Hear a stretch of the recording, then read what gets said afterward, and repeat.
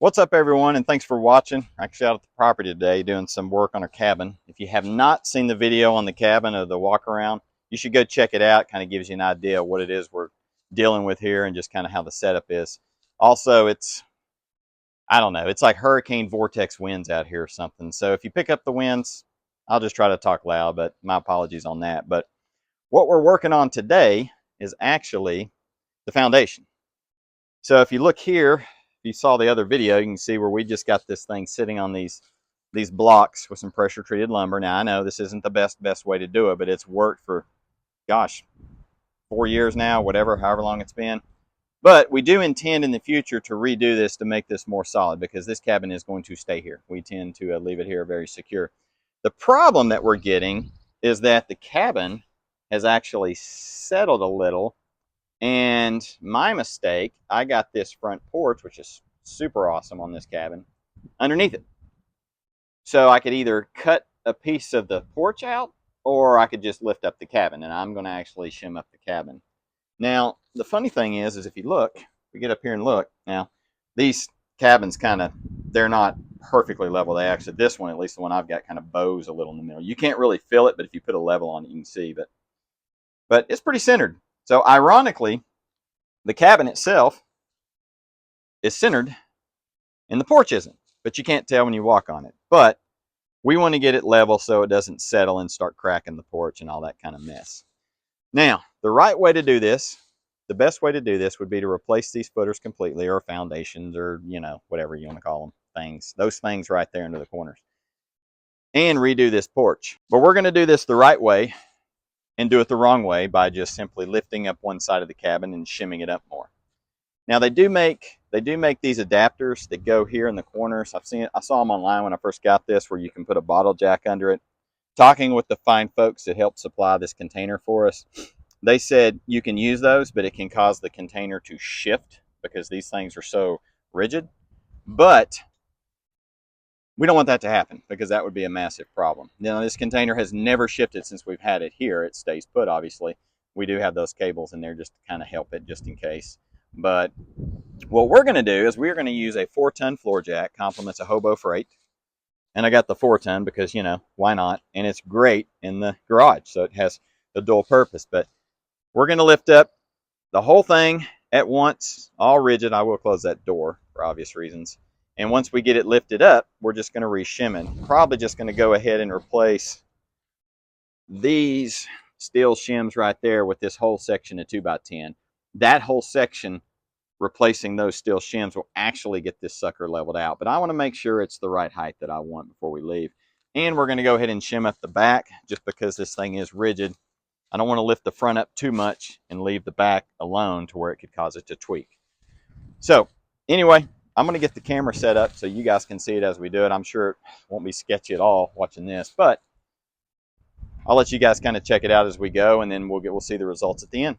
All right, we're going to give this a whirl.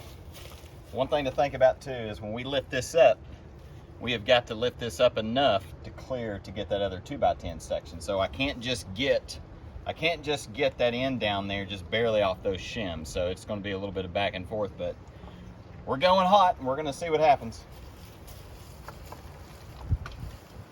This is where having this 4-ton floor jack comes in handy.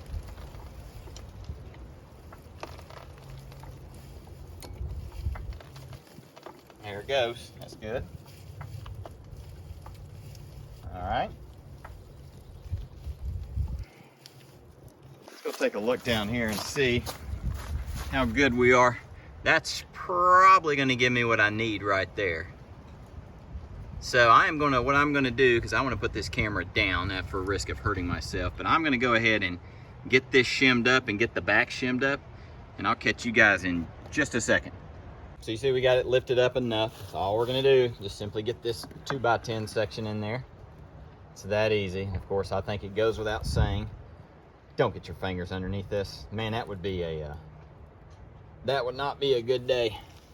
But that is there, and we're going to go lower this thing down.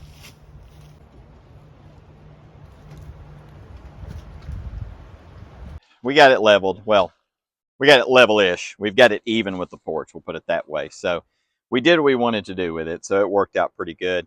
You saw where we were lifting this corner right here down on the block. I just wanted to kind of show you folks how that kind of works here. But I mean, obviously watch your safety if you're doing this and all that. But when you're using these jacks, I don't know, I'm assuming most people watching this maybe has used a jack before, but if not, don't just go all NASCAR and drop them. Ease it down because something could shift on it. You don't want that to happen. So just take your time with it. It'll work well.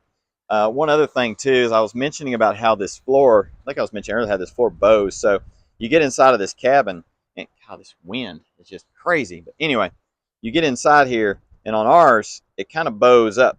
So it's kind of like a, frowny face, whatever, something like that. So when you're trying to even it out on the inside, it's kind of difficult. So you're going to get different readings. So you just do the kind of best you can. I'm assuming when folks do this with either a much nicer setup or a home or something, you probably go in and want to even it out like you would if you're putting tile in a house or something like that, because it wouldn't sit very good. And another thing too is we use the level on each corner inside the cabin to basically check to see how far off it was from the other side. But we did it on both corners because I didn't want this cabin to be tweaked, if that makes sense, and wanted to make sure the doors would open and close good. So this corner actually did not need as much shimming, which means she was tweaked to begin with already. So I think we got it in much better shape. But all we got to do now is just get these cables hooked back up, and which I explained those in the other cabin video. But we'll get these hooked back up and find a way to manhandle this jack back in the truck, and that pretty much does it. I appreciate you guys watching. Thank you so much. If you can, subscribe to the channel. We're going to have some more videos coming out on both with this cabin and the property in general, and more to come.